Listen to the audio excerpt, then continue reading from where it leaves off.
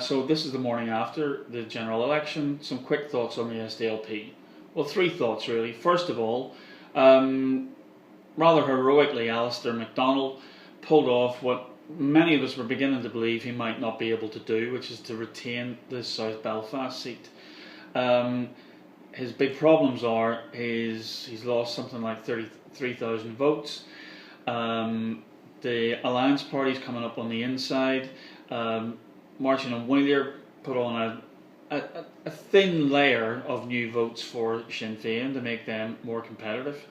But the real problem is that only he and his supporters were the only SDLP people out in South Belfast canvassing for his election.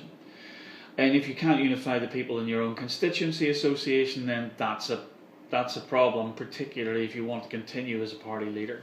More seriously though, in North Belfast and West Belfast, in the shape of Alba McGuinness, who ran an almost invisible campaign on the ground, and Alex Atwood in West Belfast, they are literally flatlining.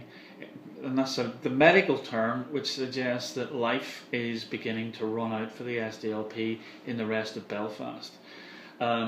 So that's a serious problem, and it raises serious questions, not least being one of the sort of younger end of the founding foundation of the the founding generation of the SDLP.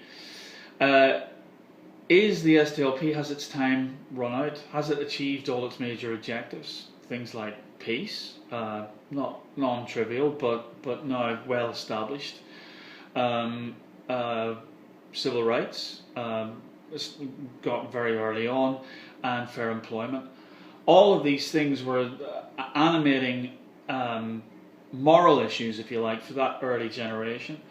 And the real question here is, can the SDLP find a purpose that engages a younger generation that is increasingly puzzled by why it's still here and what it's for?